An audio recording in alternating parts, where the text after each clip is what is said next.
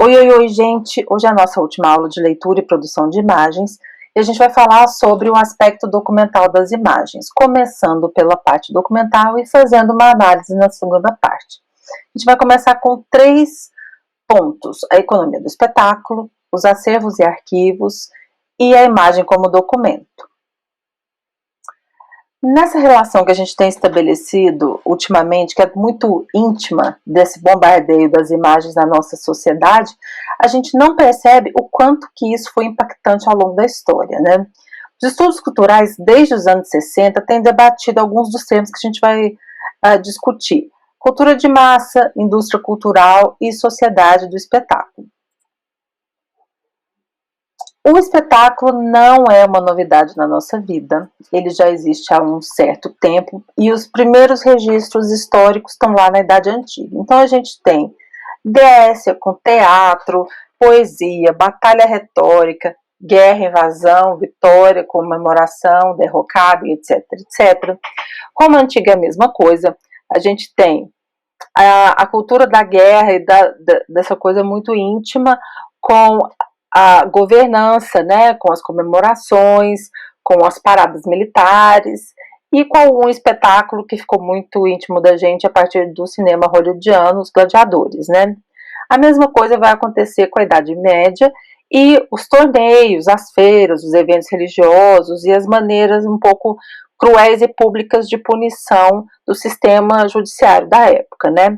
E aí, se a gente for lembrar, no iniciozinho da Idade Moderna, a gente tem a manutenção dessa lógica acontecendo, principalmente a partir das famílias, né, que dominaram não apenas as monarquias, mas também tinha uma super influência na Igreja Católica, né, em Roma, no Vaticano e assim por diante, inclusive seguindo conselhos de Maquiavel de que pão e circo, o espetáculo ajudaria a perpetuar o poder através do entretenimento. Então, Guy Debord já falava um pouquinho sobre isso lá nos anos 60, e Kellner vem adaptando isso, indo um pouco além da sociedade do espetáculo, falando sobre a economia do espetáculo.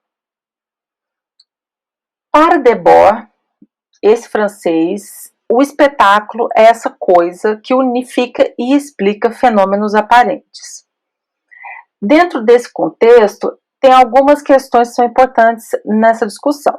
Ou seja, com essa mudança de paradigmas, nossa sociedade ela se transforma de uma sociedade de convivência, né, de luta e etc., e passa a ser uma sociedade de mídia e de consumo. Então, tudo que a gente vai consumindo e principalmente naturalizando através dessa veiculação das imagens, vão estabelecendo valores, apresentando costumes, naturalizando modelos e vão nos deixando cada vez mais passivos, principalmente a partir dessa noção da homogeneidade, né? Então, dentro desse sentido, é muito complicado para Debord e para muitas pessoas que estudam mídia, essa coisa da gente se transformar de protagonista das ações, da nossa experiência cotidiana, para espectadores. E isso já era tratado lá no Entre Guerras, na Alemanha, pela Escola de Frankfurt, e assim a coisa foi indo, né? Chegou um ponto que esses teóricos se preocupavam de que o convívio com essas imagens tão próximo assim nos aproximaria de uma coisa meio que a guerra do ópio, que a gente ficaria viciado nisso e ficaria muito separada a nossa experiência da vida real com aquilo que a gente assiste e vai normatizando. A gente pode afirmar, inclusive, que o capitalismo neoliberal e os mercados globais se apropriaram com muita maestria de tudo isso, né? Na virada, ou seja, na hora que a gente tem os marcos históricos, é muito claro que alguns parâmetros e algumas características determinam aquele modo de viver. E isso aconteceu de uma maneira muito rápida a partir do momento em que a fotografia se popularizou e a mídia foi se desenvolvendo cada vez mais, né? Nos Estados Unidos, que é meio que o núcleo onde tudo isso aconteceu, no século XX, a indústria do entretenimento, segundo Kellner, que é um dos textos que a gente que está lá no CGA, ele fala que a indústria do entretenimento ela movimenta muito mais dinheiro do que os planos de saúde dentro dos Estados Unidos, né? Um dos exemplos desse mercado global, do mundo dos negócios, do fator diversão servindo como ponte entre negócios e imagem, são essas grandes corporações, né? Cada vez mais elas estão inseridas no nosso cotidiano e elas quiseram se mostrar de uma maneira mais suave, mais íntima, mais divertida. O ato de comprar, vender e até mesmo jantar fora, viajar, deixa de ser uma experiência, uma necessidade e deixa de ser uma necessidade e passa a ser uma experiência. E aí a gente tem meio que o consumo como um parque temático, né? Então a gente tem um exemplo muito bom que ainda é bastante frequente em alguns lugares do país e da América do Sul, é o tal do Hard Rock Café, que não tem uma super reputação como um restaurante refinado, mas continua mantendo suas portas abertas. Por quê? Porque as pessoas compram, frequentam e vão a esses lugares não por causa do cardápio, mas por causa do ambiente, para comprar roupa, para se marcar nas redes sociais, para tirar uma selfie, para falar que foi ali, né? E aí, né, esse é um dos exemplos, mas o mercado global é cheio deles. As corporações precisam fazer circular suas imagens e as suas marcas para que os negócios, a publicidade, se combinem ao mecanismo de divulgação. Então, uma coisa vai alimentando a outra, né? Então, é muito difícil alguém no mundo contemporâneo hoje, incluindo alguns países fechados, com exceção da Coreia do Norte, que não conheça os ícones e os logotipos do McDonald's, da Nike, da Apple, da Microsoft. Ou seja, aqui, por exemplo, essa imagem em frente a uma Apple Store, a gente vê que as pessoas dormiram na fila para comprar um aparelho, para comprar, ninguém ganhou nada, para comprar um aparelho de telefone que vai ficar obsoleto daqui a um ano, e para isso eles pagam, se a gente fazer a conta, entre 5 até 8 ou até 10 salários mínimos em real, que a gente pensa, né?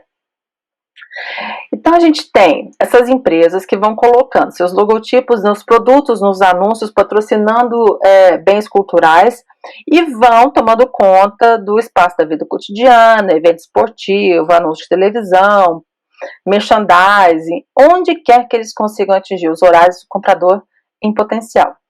Consequentemente, a publicidade e o marketing, as relações públicas e a promoção vão ser partes essenciais do espetáculo, das mercadorias dentro desse mercado global. Aqui tem um exemplo de um anúncio de uma cerveja estadunidense bastante conhecida.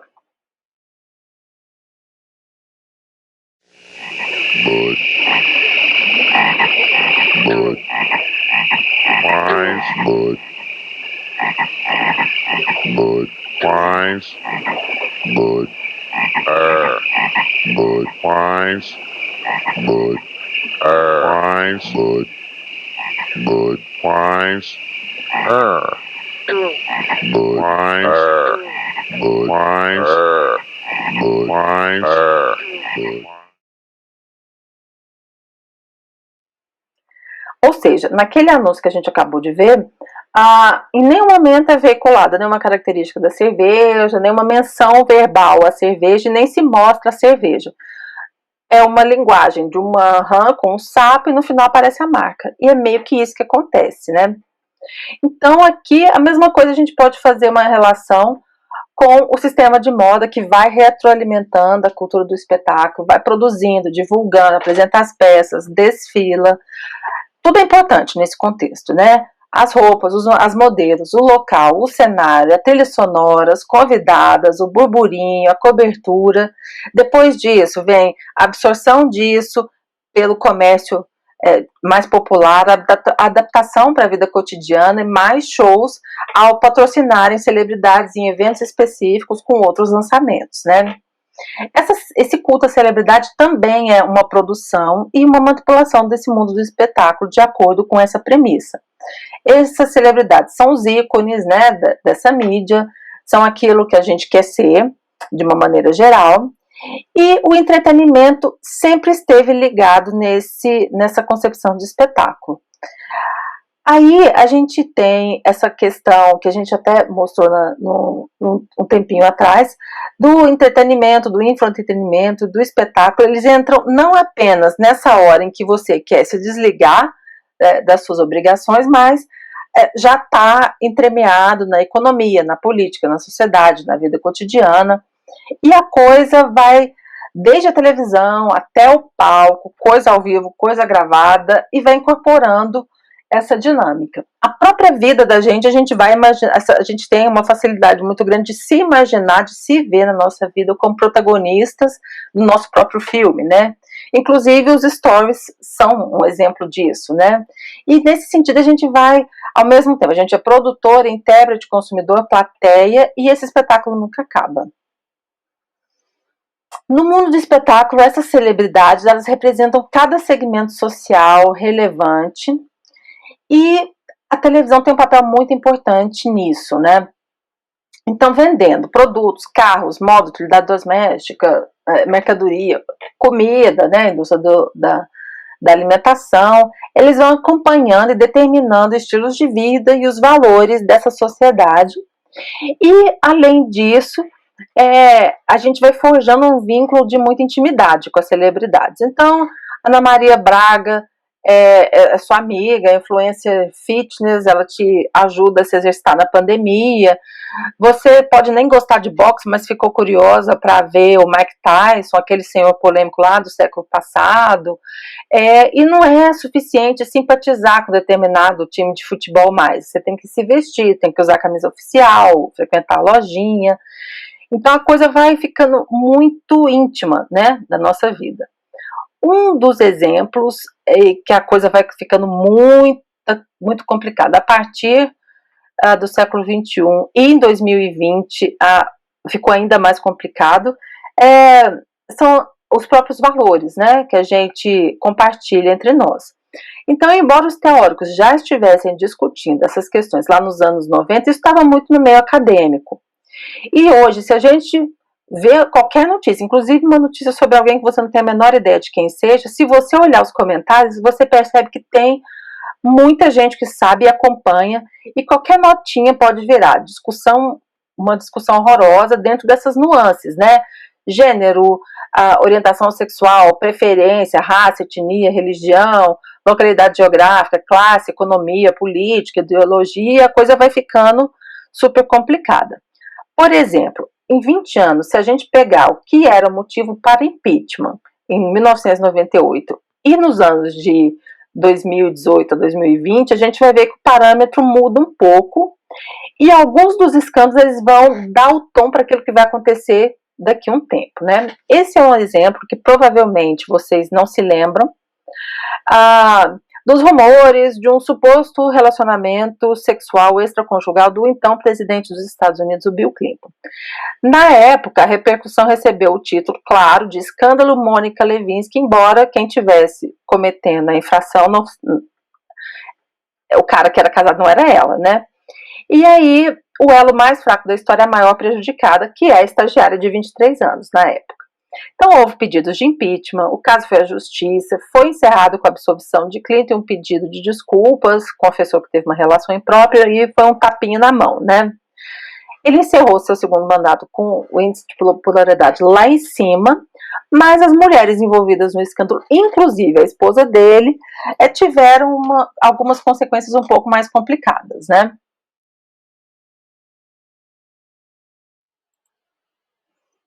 A estagiária, Mônica Lewinsky, ela se considera a paciente zero do assédio virtual, e o nome dela nunca deixou de ser vinculado ao escândalo, né? Ela tem uma TED Talk bem interessante que ela fez em 2015 sobre o espetáculo que se tornou a humilhação pública, a desonra pública se tornou uma atividade econômica, e se ganha dinheiro com mais cliques, mais vergonha, mais cliques, quanto mais visualizações, mais receita de publicidade. E a esposa dele, Hillary Clinton, como uma feminista autodeclarada, também sofre represálias até hoje por ter continuado ao lado do marido. Uma das maiores fraquezas da sua campanha contra Trump em 2015 e 2016 era a contradição entre o escândalo do seu marido, a misoginia do seu oponente, no caso Trump, e que na época inclusive afirmou, e aí a complicação das fake news, né? Com fundo de verdade, ele afirmou uma coisa que prejudicou muito o desempenho da Hillary, né? Que ele afirmou que nos campos de golfe ele já tinha escutado o marido dela fazendo comentários muito piores sobre as mulheres do que os dele, o Trump, né? Então, o terreno para mistura entre público e privado, moral, ética, verdade e mentira, abriu espaço para essas guerras culturais que a gente vê hoje. Acompanhar as notícias em tempo real virou um esporte, né? Um vício, e como todo mundo quer acompanhar, todo mundo quer dar opinião, todo mundo quer participar de alguma maneira, haja escândalo e novidades para sustentar essa saga, né? Não apenas nos Estados Unidos, mas em todo o mundo, questionar a democracia virou uma rotina em quase todas as eleições, e qualquer lado que ganhe vai ser ilegítimo aos olhos de alguém, né? As fronteiras entre informação e entretenimento foram se borrando com uma série de acontecimentos, e aí depois desse escândalo veio o escândalo da eleição do oponente dele, né, de partido, do Bush, o 11 de setembro, a bolha imobiliária, a eleição do Obama, a crise de 2008, e olha que a gente não está nem mencionando o nosso cenário brasileiro, né? Então a gente foi naturalizando de uma forma muito rápida, e assim, é impressionante o quão rápido foi mesmo para quem viveu esse período, através do bombardeio das imagens e a erosão da vida privada, né? Por exemplo, em nome de uma suposta segurança, depois do 11 de setembro, a gente aceita medida de segurança, reforço de estereótipos raciais, étnicos, religiosos, qualquer um pode mexer na nossa mala, baixa qualidade de vida, predominância de uma estética dos países mais ricos e industrializados em detrimento das estéticas locais, e assim vai, né?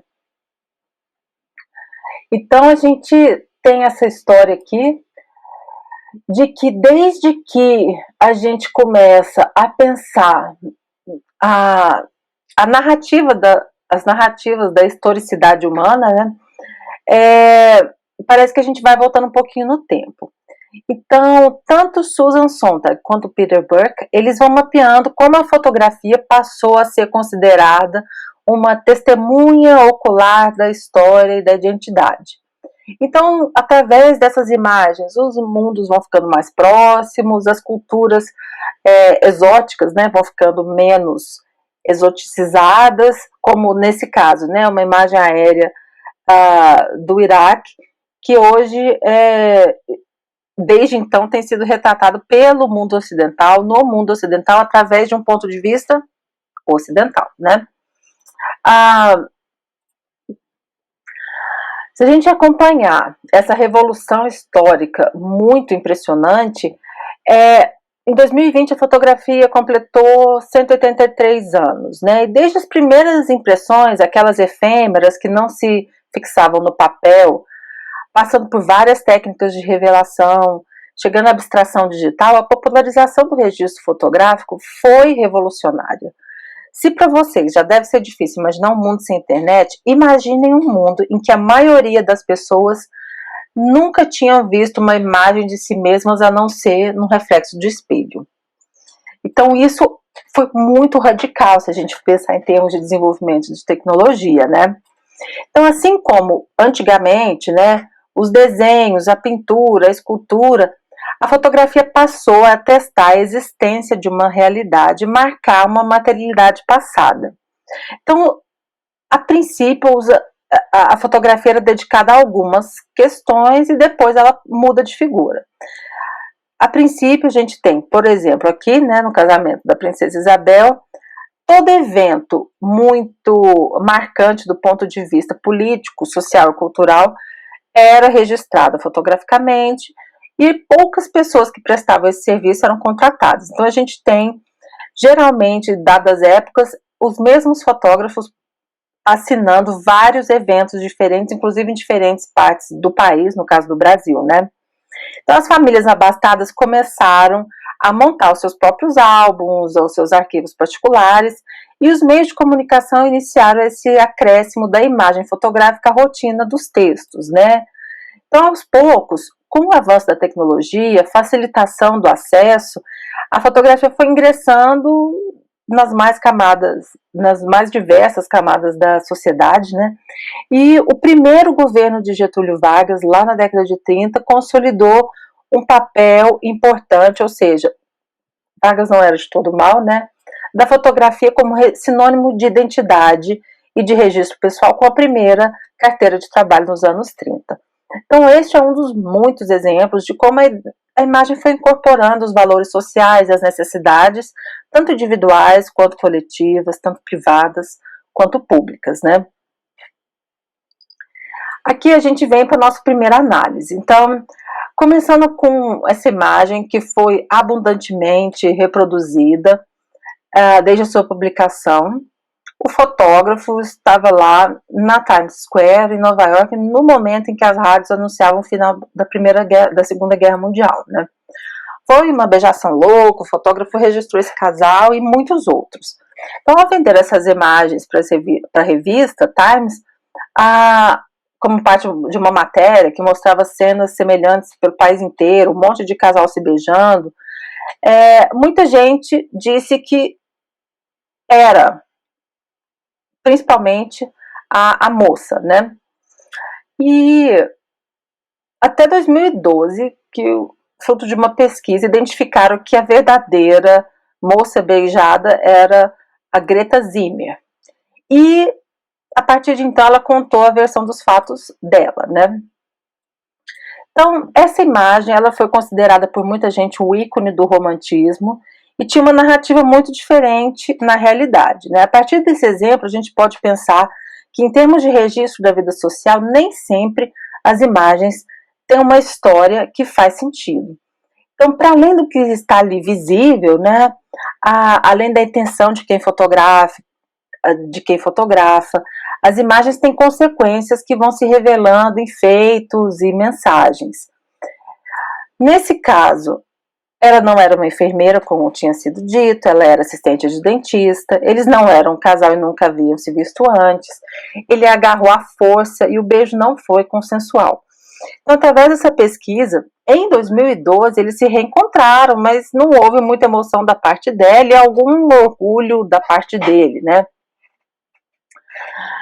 Então, quando a gente estuda esse exemplo, é possível afirmar que a informação veiculada por uma imagem vai além do registro, vai além do visual, e sem recolher os dados, os nomes das pessoas, locais, a imagem que representou uma narrativa que foi atribuída pelo público nem necessariamente se baseava na verdade, né? Então, sem mais informações, a imagem criou vida própria e uma história que não era a realidade. Então, a gente precisa sempre, principalmente a gente que trabalha com isso, tentar revisitar as imagens, nomear, documentar, principalmente aquilo que a gente pretende usar, né? E aí, esse processo todo é objeto de uma das ciências sociais, a arquivologia, que estabelece critérios para salvaguarda, organização e divulgação das informações. Para esta área de estudos, os acervos e os arquivos são vivos e nunca estão acabados, né? A gente está sempre em processo de construção. Então, voltando ao nosso exemplo, a gente encontrou a página da revista onde a imagem foi publicada. Quando você olha com um pouquinho mais de atenção, o que de imediato você já pode dizer, né? A linguagem corporal da imagem da Greta é um pouco diferente das outras imagens registradas em outros lugares, né?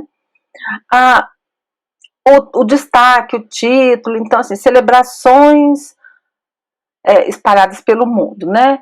E os homens da guerra beijam de costa a costa. Então, os homens beijam, o sujeito beija, mas não, ele beija de um lugar para um lugar, não alguém, né? Então, a gente tem alguns ruídos de comunicação acontecendo.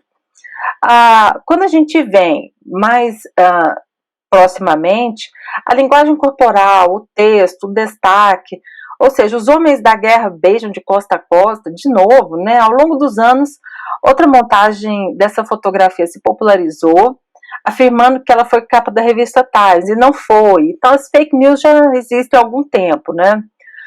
Será que quando um beijo é consensual, os corpos de quem está se beijando, como que eles se comportam, né? Uma das poses mais repetidas e foi reconstruída por inúmeras pessoas, e pedidos espetaculares de casamento, celebrações de aniversário do fim da guerra, parará. A gente vê que, inclusive, essa escultura, né, no cantinho da, da direita, só foi ser um pouco sacudida em 2017, mesmo da Greta ter sido identificada antes disso com o movimento Me Too. E houve ainda pessoas, inclusive mulheres, que acusaram o movimento de estragar o romantismo, né? Mas o que fica claro é que o que era aceitável na metade do século XX já não é mais na segunda década do século XXI, né? Então, se uma fotografia pode gerar tanto assunto, imagine uma coleção. E para que uma coleção coletiva aconteça, o amontoado de fotos precisa ser compreendido por quem o analisa. Então, esse é um dos maiores desafios das instituições voltadas para o patrimônio cultural. Então, com a febre de guardar tudo para a posteridade que se popularizou com a cultura do consumo, as instituições culturais passaram também a ser vistas como depósitos de acumuladores que se julgam muito importantes, e às vezes até são, mas isso não significa que tudo da vida deles precisa ser mostrado e guardado para o futuro, né? Vocês não imaginam como os depósitos e os porões e os sótãos estão entulhados com coisas doadas e que nunca vão ser expostas. Então, dessa forma, foi necessário ao longo do tempo constituir um corpo de conhecimento que desse conta de estabelecer critérios, tanto para definir o que é relevante, como para manter o que é selecionado de forma adequada. E antes das imagens digitais povoarem as nossas vidas, os arquivos e acervos eram mais ou menos isso que vocês estão vendo aqui nas 3 imagens na base da tela. Então, toda a dificuldade de dar sentido e catalogar os acervos, hoje em dia foi acrescida da necessidade da digitalização, e a gestão de acervos e arquivos ficou ainda mais complicada, né? Então, eu trouxe um exemplo de um arquivo que eu convivi um pouquinho com ele, né? Quando eu estava estudando na universidade lá na Finlândia, eu acompanhei um pouquinho o processo de digitalização do acervo, porque era uma coisa que interessava para a minha pesquisa, né? Com a mudança do campus para o novo prédio, muita coisa foi encontrada, e alguns desses casos lembravam um pouco a história lá do beijo da Times Square, porque não eram imagens que, do ponto de vista estético, eram até interessantes, mas não tinham nenhuma outra informação. Em outros casos, tinha imagens que não eram boas, mas tinham muita informação, e tinha também muita tralha que ficou disfarçada como exercício, obra de arte durante muito tempo, e nas premissas do prédio, né? Então, antes de organizar as imagens digitalizadas em coleções, precisou haver um processo de seleção, análise do estado das imagens, dos objetos que precisariam ser fotografados, a organização, o estabelecimento dos critérios para um plano de ações, higienização, pesquisa, registro, documentação, armazenamento, plano de conservação e manutenção frequente. Então, todas essas listinhas são as coleções que foram geradas a partir daquilo que foi possível salvar, né, e identificar o valor daquele histórico e tudo mais. E quando você clica lá nos nomes da coleção, você vai encontrando algumas estruturas parecidas. Então, com acervos que a gente tem institucionais aqui no Brasil também.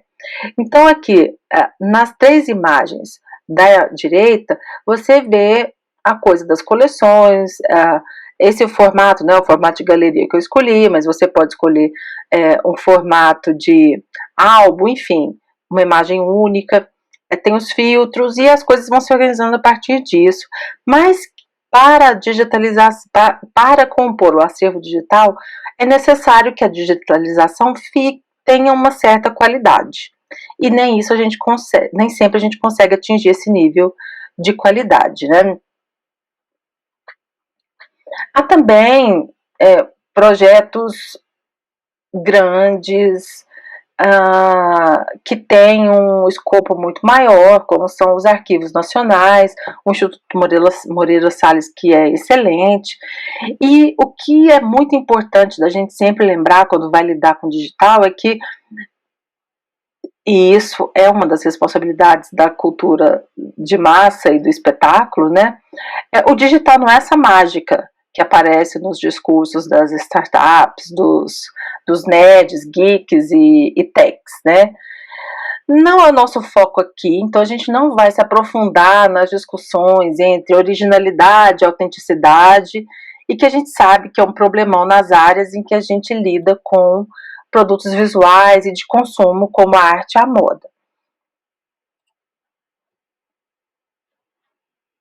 Entrando na nossa segunda proposta de análise, aí a gente vem já para a linguagem audiovisual, né? Então, esse gênero, né, o true crime, tem se polarizado muito, principalmente através das plataformas de streaming. Então, o termo significa, se a gente for fazer uma tradução grosseira, crime de verdade ou crime real, mas costuma ser utilizado em inglês mesmo, sem ser traduzido. Então, recorrentemente, quase todas essas produções, elas possuem um aviso, que é: o conteúdo a seguir contém cenas fortes e de violência. Então, a gente tem livros, histórias, filmes, séries, novelas baseados nesses relatos, nesses acontecimentos reais, e isso acontece desde sempre, né? O True Crime traz casos verdadeiros e vai expondo os detalhes dos crimes, o passo a passo das investigações, as estratégias legais e as repercussões midiáticas. Então, como um gênero audiovisual de não ficção, o True Crime atrai um público crescente, né, e cada vez mais fiel, a despeito das atrocidades, crimes hediondos e finais não muito felizes que são ali apresentados, né? Então, para quem assiste, pode até parecer uma coisa distante, mas é sempre importante a gente lembrar que as pessoas retratadas, inclusive quem comete os crimes ou suspeitos, etc., são pessoas e não personagens, né? Para nossa discussão, o que interessa aqui é que o conteúdo dessas obras é, na maioria das vezes, jornalístico ou de arquivos e acervos, né? Então, a gente tem um trabalho grande de seleção, edição e tratamento de entrevistas, áudios de processos, gravações feitas em tribunais, imagens da cobertura da imprensa e muitas outras coisas, né? E uma tendência desse tipo de produção é de dar a voz aos criminosos e acusados também, para que eles possam falar sobre o seu lado da história, explicar sua posição. E aí, nesse sentido, com frequência, os arquivos pessoais das pessoas investigadas, bem como as das vítimas, viram parte importante da narrativa. Então, o trabalho com arquivos e acervos é muito análogo a esse processo. Transmitir uma mensagem montando peças e materiais que necessariamente não foram criados com esse propósito e com os quais as pessoas necessariamente não tinham pleno conhecimento, né? E, em termos gerais, as abordagens apresentam análise sobre suspeitos, acusados e criminosos condenados ou em processo de investigação. Aparece o desenrolar dos casos, as minúcias sobre as investigações, explanação dos modus operandi, né? E nem todos os casos retratados nas séries e nos filmes, nesse gênero, né, foram resolvidos, foram concluídos ou tiveram uma condenação. Então, se a gente for pensar em poucas palavras, esse gênero pretende expor as versões dos envolvidos, o que é diferente de expor a verdade. Então, um dos exemplos mais emblemáticos aqui nessas capas que eu trouxe, né, é a série Making a Murderer, que narra de uma forma muito envolvente toda essa história, mas acabou interferindo no julgamento do protagonista. Então, como a repercussão foi muito grande e internacional, dificilmente haveria alguém que não soubesse ou não tivesse tido o mínimo contato e formado as suas próprias opiniões, as suas visões sobre o caso, e então há a chance de uma análise imparcial, que é o direito de todas as pessoas, de acordo com a premissa da, de justiça, né, que a maioria das democracias segue. A chance de imparcialidade, um julgamento justo, pode ser atrapalhado por esse tipo de discurso midiático espetaculoso, né? Aqui a gente também vem para dentro desse universo, um outro universo, que é o true crime sobre seitas. Então, há uma linha tênue entre fazer parte de um grupo que respeita quem a gente é e tem uma série de acordos de convivência, digamos assim, e ser membro de uma seita, né? E esse fenômeno tem sido estudado há algum tempo, mesmo que com nomes diversos. Freud já pensava nesses assuntos, embora ele não determinasse que fosse uma seita, e ele acreditava que geralmente quem segue cegamente uma pessoa está tentando transferir uma afeição do seu passado, como pai de uma mãe, para o seu presente, né? Com frequência, as seitas são retratadas como algo místico e espiritual, e usualmente elas também se relacionam com religiosidade, valores em comum, sensação de pertencimento em um grupo que compartilha dificuldades, crenças, comportamentos, e sempre tem um quesinho de excentricidade, né? A ciência cognitiva já chegou a essa conclusão de que todos nós estamos suscetíveis de uma maneira ou outra ao que eles chamam de comportamento de manada, né? Que às vezes nos fazem ignorar a nossa intuição e o nosso conhecimento prévio. Mas o que é curioso é que os Estados Unidos são o país com maior tendência à formação de seitas no mundo contemporâneo, e isso de acordo com vários pesquisadores e pesquisadoras, né? Isso tem origem lá na fundação do país, baseada naquela concepção de comunidades religiosas que iam se aproximando em um território muito amplo, né? E ficava isolado uma da outra. Então, os americanos criaram essa democracia descentralizada em que os valores supremos são liberdade, individualismo, populismo, o laissez-faire e o igualitarismo. O igualitarismo, nesse caso, é a igualdade de oportunidade e não de condição. E a liberdade é o direito de viver de acordo com as suas próprias convicções, sem ter que respeitar decisões tomadas por instâncias superiores. E uma das consequências desses valores é o anti-intelectualismo arraigado na sociedade estadunidense, né? E a outra consequência é a concentração das decisões em instâncias locais. O cineasta estadunidense, o Vikram Gandhi, ele nasceu em Nova Jersey, é o autor desse documentário Kumaré. Vamos voltar aqui. E ele faz um documentário verdadeiro baseado em uma mentira. O filme dele é um experimento social que tem início com o incômodo pessoal, com a febre e a adoração, né, da prática de yoga nos Estados Unidos. Ele é filho de imigrantes indianos de crença hindu, e ele vai para a Índia, encontra um cenário bem parecido na Índia que ele encontra nos Estados Unidos, que é um monte de guru auto-intitulado, que tem a ideia de transformar através de uma prática. E aí ele decide montar um guru fake, o Sri Kumaré. E aí, em seguida, o experimento vai ganhando uma dimensão muito desproporcional e ele começa, de fato, a ser seguido como um líder espiritual, né?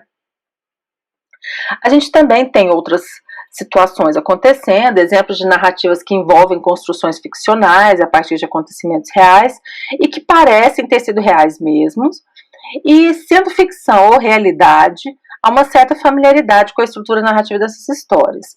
Em 2020, 2 séries foram lançadas sobre a NXIVM, que é definida como uma seita a partir desse ano, após a condenação dos líderes, né?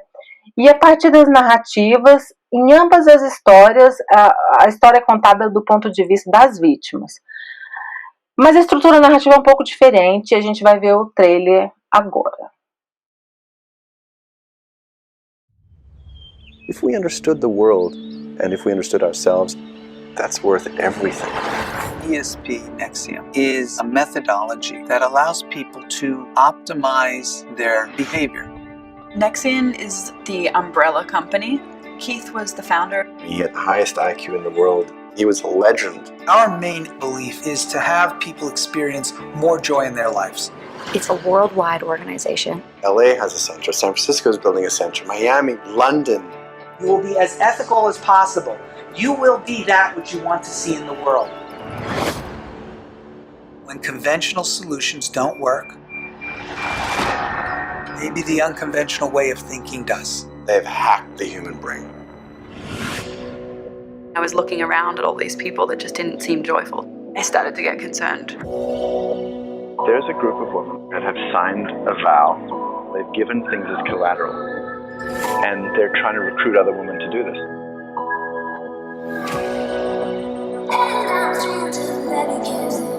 There's a secret organization in NXIVM. They sign a lifetime vow of obedience, and they're branding girls. I'm so strong. Like, you'd never be able to do what I just did. If you believe I've done something good, that's important because I always want to earn my authority.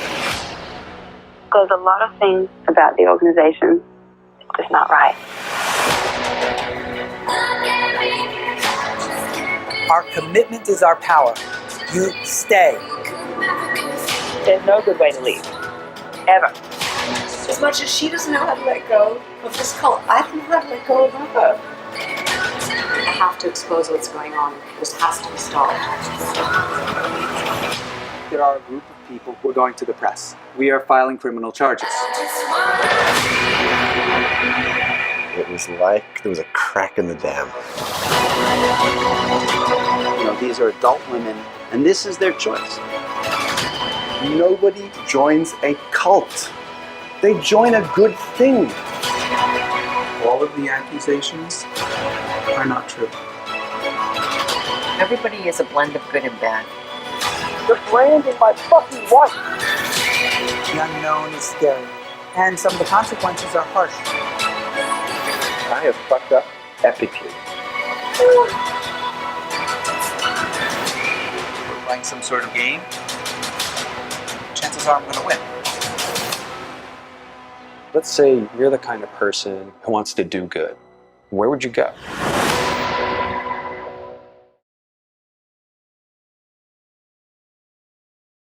My name is India. I was in a cult for 7 years.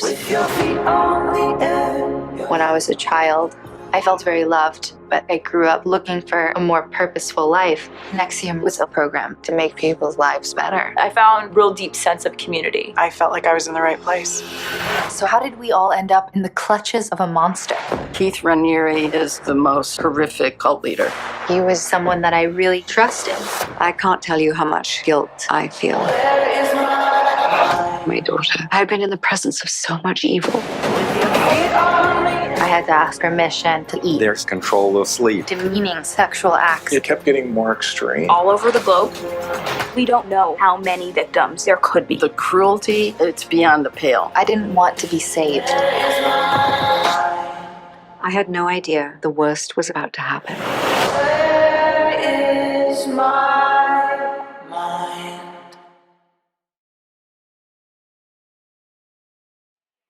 Então vamos começar a falar do que é fato. Depois que a gente assiste esses dois trailers e a gente pesquisa um pouquinho sobre o que aconteceu, o que fica claro que realmente fato é aquilo que de fato aconteceu, independentemente da interpretação. No caso das duas produções, uma organização chamada NXIVM, que se autodefinia como uma empresa de marketing multinível com um líder conceitual, e era composta por um conglomerado de firmas com acionistas, investidores e programas de desenvolvimento pessoal. Era uma empresa guarda-chuva que tinha outras subsidiárias, em diferentes ramos. Então tinha centro cultural, creche, empoderamento feminino, fraternidade masculina e etc. Quais eram os objetivos?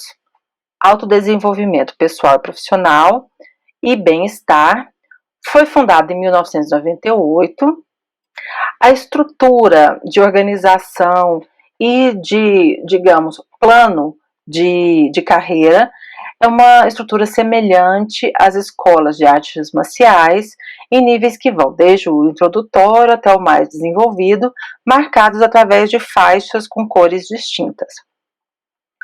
Os dois principais líderes deveriam ser chamados por títulos específicos. O homem deveria ser chamado de vanguarda e a mulher, prefeita. Havia muitas celebridades como membros, entre eles atores, atrizes, cineastas, produtores televisivos, políticos, líderes espirituais, enfim. Para subir na hierarquia era necessário um comprometimento cada vez mais denso. Então, cada vez mais quem estava no topo da hierarquia da organização ficava cada vez mais envolvido com a própria organização, sendo a sua principal fonte de renda, e ficava realmente, de fato, difícil manter outras atividades fora do núcleo organização por questões de que o dia só tem 24 horas, né? Era uma organização que era composta por homens e mulheres que tinham funções distintas e programas, currículos e encontros diferentes para cada gênero, né?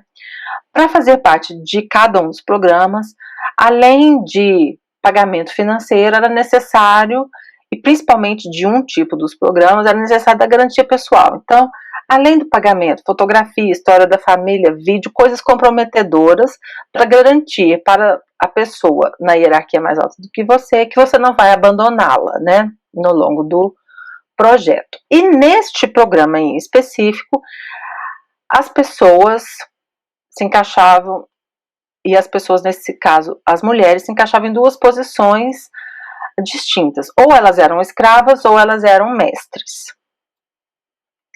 Boa parte do grupo de mulheres que integrava esse grupo, programa em específico, foi marcada com uma caneta cauterizadora com um logotipo feito a partir das iniciais do líder, chamado de vanguarda. Fatos também, em termos de julgamentos e condenações. O guru realmente encerrou a chance de recurso. Ele foi condenado por 120 anos por extorsão, conspiração para extorsão, fraude, tráfico sexual, tentativa de tráfico sexual, trabalho forçado análogo à escravidão, evasão de divisas, conspiração para fraude eletrônica, exploração sexual infantil, pornografia infantil, roubo de identidade e lavagem de dinheiro. A prefeita ela se declarou culpada para obter uma pena menor e para ter um julgamento separado do vanguarda. Então ela assumiu que ela extorquiu, conspirou para extorquir, fraudou, obstruiu a justiça, roubou identidade e lavou dinheiro.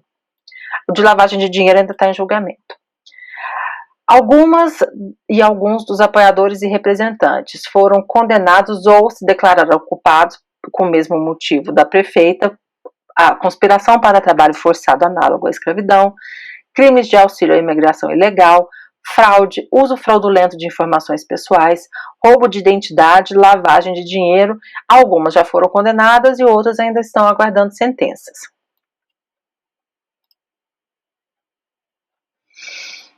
Então, a gente tem essas duas produções um pouco distintas e que o curioso é que elas têm mais ou menos uma mesma origem, assim, uma mesma fonte, né? Então a gente tem uma narrativa diferente uma da outra. Se na primeira, na Deval, a gente tem essa recriação do mito, então o vanguarda era gênio, excêntrico, uma pessoa única, etc, etc. A gente tem uma segunda narrativa. Então eu vou colocar aqui um pouquinho o trechinho das imagens que representam o tipo de seleção feita na primeira produção da HBO, a Deval.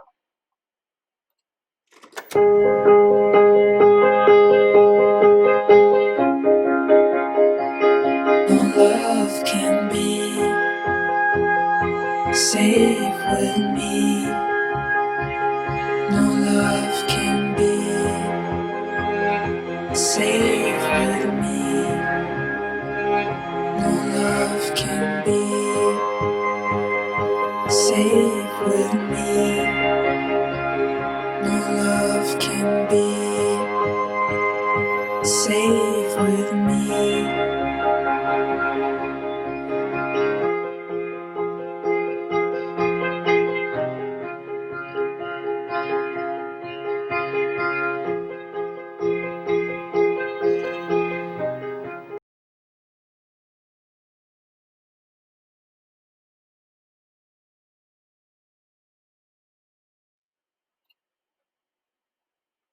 Quando a gente passa para outra série, a Seduced com The Stars, a gente tem a primeira cena, são essas, ele falando, uma gravação do líder falando, e é essa a frase dele, né? No próximo sábado iniciamos os exercícios de escravização entre as pessoas. Quando a gente vê, né, o início desse jeito, comparando com o que a gente viu, mais ou menos as características das imagens da série, do outro canal, é um pouco diferente, né? E aí a gente vai pesquisar um pouquinho, a gente encontra algumas informações que não faziam parte da primeira série, que foi, acho que ela foi na metade de 2020, e a do Stars foi em outubro.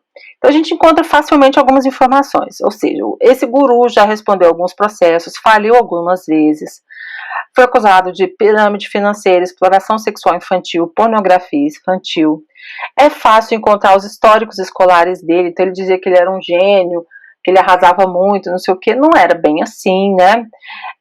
Nenhuma das informações sobre ciência que eles fazem dentro do movimento são, de fato, respaldadas por cientistas e acadêmicos, o que é um fenômeno que a gente tem chamado de pseudocientistas. E o teste de QI, no qual ele afirma ter atingido o mais alto nível de QI da humanidade, aparentemente não é reconhecido por nenhum estudo, foi publicado uma vez em um livro local e uma edição do Guinness Book na década de 80 na Austrália. Então nem isso é possível da gente afirmar. Sempre houve críticas ao grupo na imprensa, inclusive sugerindo que se parecia com uma seita, e as pessoas que saíram do grupo não querem ou não podem falar sobre a sua experiência. É bem difícil encontrar ex-membros, e quando são encontrados vivem uma situação de difícil de saúde, saúde mental, saúde física e financeira. O que é muito diferente nos dois perfis das duas séries são as diferenças entre narrativas. Se por um lado, na Deval, a gente tem uma coisa quase missionária de pessoas que atingiram o topo da organização e saíram depois, então os protagonistas na Deval, eles são heróis, né, nesse caso, e tentam resgatar quem ficou para trás, etc.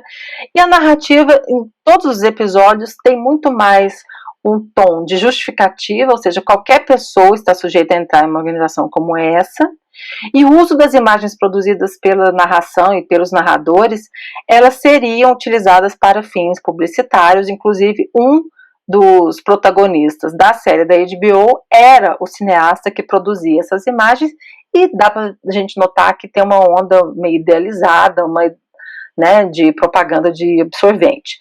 A manipulação entre o que é real e as nossas interpretações visuais, ela fica um pouco prejudicada no sentido de que quem passou pela experiência, quem defende seu ponto de vista, quem mostra as imagens, então não tem, é sempre um ponto de vista meio que único, né, dentro desse contexto.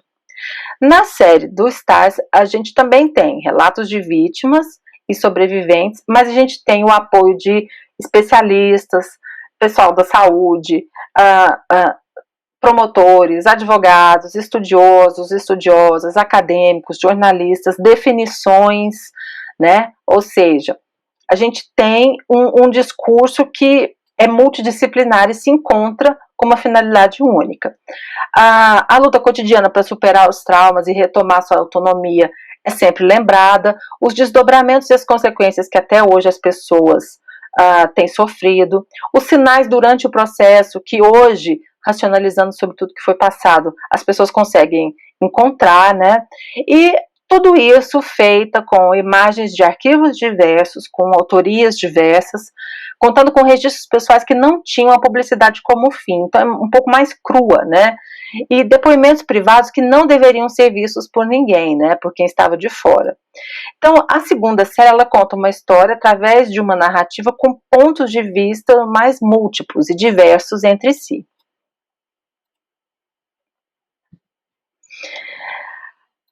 Para quem quer saber um pouquinho mais sobre isso, inclusive com outros exemplos, né, a Netflix disponibilizou gratuitamente esse capítulo da série Explained, e a grande lição que fica, né, a partir dessa análise, tentando relembrar o nosso conteúdo, é que quando a gente se cerca apenas de pensamento unilateral, de imagens que a gente já gosta, de fontes e pessoas que já pensam como a gente, é um pouco difícil a gente se constituir enquanto pessoa pensante, autônoma, crítica, capaz de aprendizado e benefícios de uma forma crítica, né? Aquela coisa que você seleciona aquilo que é bom para você e bola para frente naquilo que não é tanto. E a ideia de ver o mundo, no caso da nossa disciplina, né, muito enquadrado a partir das imagens e da tecnologia e dos algoritmos, que são os meios através dos quais o mundo tem chegado até nós, é apresentar a necessidade de a gente apresentar algumas ferramentas, né, que dão um pouco mais de trabalho do que meramente assistir ao mundo acontecendo digitalmente, mas para a gente ler o mundo de forma mais consciente e saudável, né? Então a gente, no semestre, estudou como identificar os elementos que compõem as imagens, cores, luz, enquadramento, composição visual, simbologias, interpretações, a importância do alfabetismo visual, a maneira como a gente tem lidado com as imagens historicamente. A gente também viu algumas abordagens um pouco mais metodológicas, como a semiótica, a leitura de imagem, a abordagem cultural, hoje a documental. E, enfim, a gente pôde ter uma noção sobre os referenciais gerais, né, que podem nos ajudar nesse caminho, enquanto produtores, leitores de imagem, e nos dá algumas ideias sobre como nos aprofundar, algumas pistas, né, de como nos aprofundar no assunto futuramente, caso seja do nosso interesse. Todas as referências aqui usadas estão disponibilizadas via um PDF ali no SIGA. E, no mais, eu gostaria muito de agradecer, encerrar com um grande abraço, desejo de um excelente 2021 e espero que a gente se veja em breve. Um abraço, um beijo e tchau!